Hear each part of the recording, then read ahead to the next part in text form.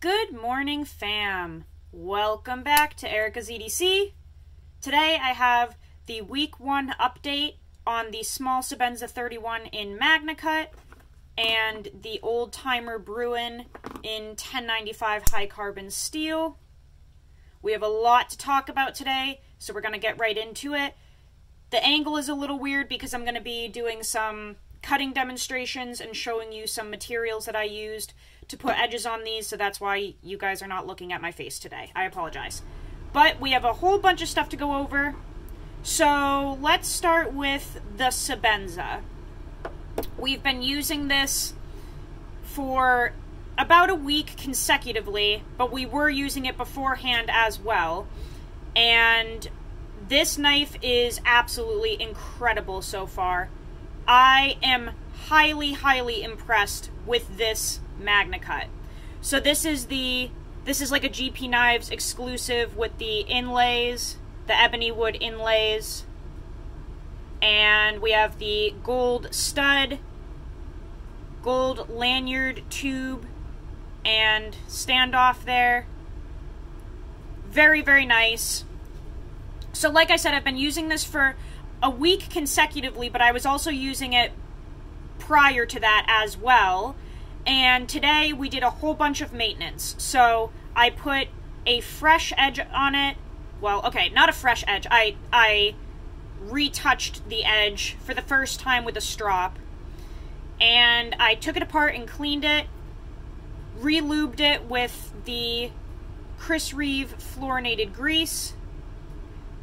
I typically use this for my Reeve knives, either this or the Slick 'em All from OCD for EDC, but today I just put this in. It works fine. As you can tell, the action is as it's supposed to be. It is smooth. It is not flickable yet or anything because it's not nearly broken in enough. But very, very smooth, very soft. So it's running the fluorinated grease, and then I also waxed these scales, these wood inlays. I was unaware that I should do that. I'll be honest, I really beat on my knives even if they are of this expense and caliber. I will just run them as a normal knife, and someone in the comments on a previous video stated that I should put some of this on the inlays. They said this exactly, which is awesome because I had a viewer send this to me almost a year ago, and I haven't used it for anything because I didn't really know what to use it for. But they sent this into me, and sure enough, a viewer was like, hey, you should put this Renaissance wax on those inlays every once in a while to protect them, because it's $250 to replace them if they get messed up, basically. So I coated these inlays with the Renaissance wax. It went on very well. It looks really good. I buffed it in there with my Hank and just it feels great. It's not waxy, it's nice and soft and smooth, but I can tell by the sheen that it put a nice protective layer on there, so I like that. So this is freshened up, ready to go. Let's look at what I used for the stropping procedure for this knife. So for this particular knife in MAGNACUT, number one, I noticed that it did not come with a burnt edge.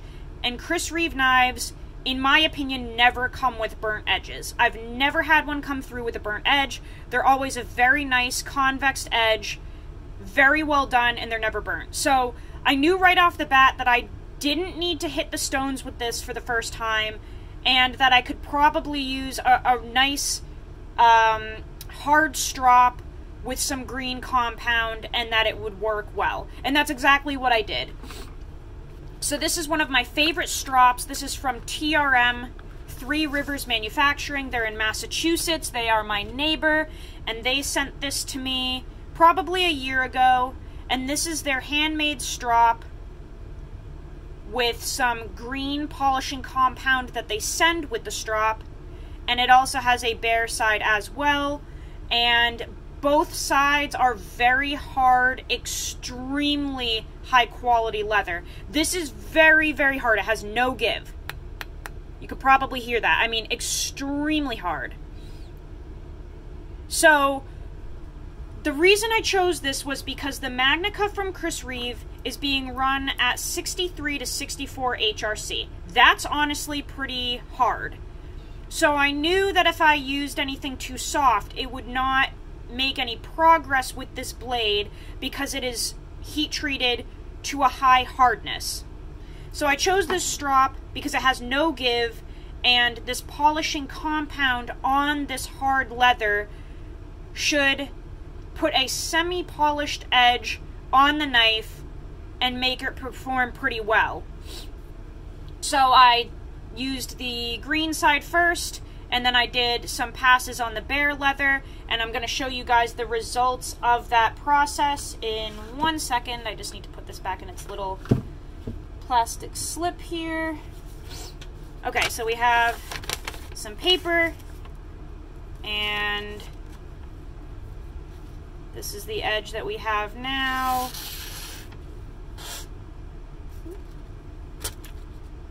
Nice and sharp.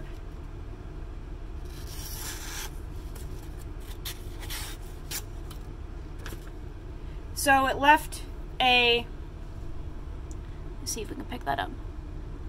Not a fully polished edge, but it has a little bit of shine to it.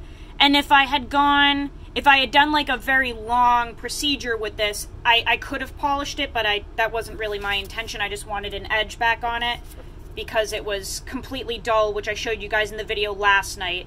So this is very sharp now. I'm really impressed with how it stropped up.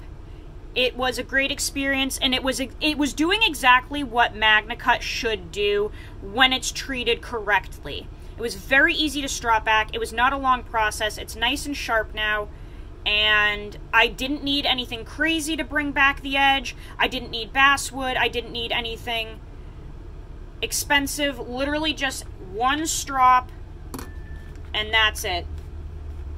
So if you're looking for kind of like a one and done item for your MAGNACUT, you can get a strop like this and it will do just fine as long as it's nice hard leather, because this MAGNACUT is treated pretty darn hard, and MAGNACUT was created to have ease of sharpening and service. But because they're heat treating it to 63 to 64, you do need leather that's a little more hard. Like, you cannot use something like this soft, squishy leather, and expect this to put a hair-popping edge on your MAGNACUT Sebenza. This has too much give to it, and this could be used as like a final touch. This is just a nice, soft, supple leather from sharpeningsupplies.com, and it's loaded with gunny juice 5 micron or 0.5 micron. You can use this to put like a final polish on your MAGNACUT Sebenza, but this is not going to be something that you can put a hair popping edge on if you have really dulled this. Hopefully that makes sense. So this is very well done. I was really impressed with the whole process, and this is ready to go back in the pocket. Good to go. Very impressed. It's exactly what I was expecting from this knife. Now, let's talk about the old-timer Bruin in 1095 high carbon. This knife has continuously been a mystery, right? Because at first we didn't know what steel it was because it wasn't taking a patina, and the box said that the blade was stainless steel. Then I was able to put a patina on the knife using oranges, and as you can see, it does have a patina now. Sorry, my heater's been going off the whole time. I apologize for that loud noise. So now this has a patina. So we know that it's 1095 high carbon, right? We already have established that. We don't know what it's treated to, how hard it is, and the quality of the heat treat. We don't know that. With the Reeve, we knew. So we were able to form a stropping procedure because we already had all that information. With this, I have nothing. The only thing I know is that it's 1095 high carbon. That's it. From my experience, 1095 high carbon is extremely easy to strop back. Very easy. And you can use a typical strop with green compound, and that should do the trick. So my go-to strop for a basic steel is this. This is from Barnescraft. This was gifted to me probably 2 years ago, and it's loaded with green compound. What is this, 5,000 grit, I think? Yes, 5,000. This is a strop setup that you can use for any basic steel. And when I say basic, I'm talking S30V, S35VN, S45VN, VG10, 1095 high carbon, Nitro V, anything like that, okay? So just your baseline good steel. This should do the trick for any entry-level steel like that, okay? As long as it's heat-treated correctly. So that's what I initially started with this, because I thought that was the best bet for this particular steel. Now, we do have some variables that can play into that. So this should have been serviceable with this strop. However, if this is treated harder than usual for 1095, or it came with a burnt edge, this strop is not going to do too much, okay? And it didn't. So I put it through the paces with this strop, and it's sharp and it's cutting, but not to the level that I'm used to from 1095. I also put knife pivot lube on it. The label has worn off because this is old, but that is what I put on it, so it's a little slippery right now. And also, real quick, if you want to protect your 1095, you can use Knife Shield. I have no affiliation with this company. If anything, they annoy me, but their products are actually not too bad, and this stuff works really well for protecting tool steels, carbon steels, anything that takes a patina. Whoops. Knocking my shit down. Okay, anyway, so this did not respond to this strop at the level that I wanted it to. Like I said, it was sharp, but something was a little off. And I think that in this case, the edge that it came with was burnt. It looked burnt to me in one spot, and the grind was very sharp, but it was rough. It's just like a rough belt finish, okay? So let's pull in this one and see how it's cutting. It was not cutting paper before, just like the Sebenza. It was dull as shit. We recorded that last night. This is just a return paper from Smoky Mountain Knife Works. So, as you can see, it's cutting through paper, but that's a pretty rough cut for a strop with 5,000 grit. This is, again, a semi-polishing compound on there. You can polish an edge with it if you take your time. But this is not a level of sharpness that the Sebenza is at. You can tell we have one hang-up right in the middle, and it's cutting through paper, but it is a little rough for the stropping process that I put it through.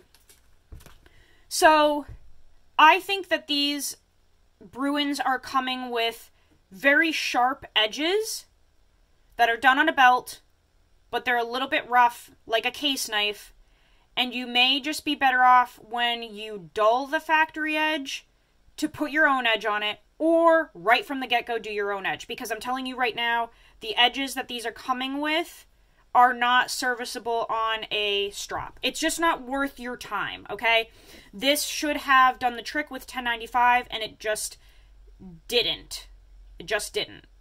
Because this edge is too burnt, it's basically too far gone to bring back on a strop once you've toasted the factory edge.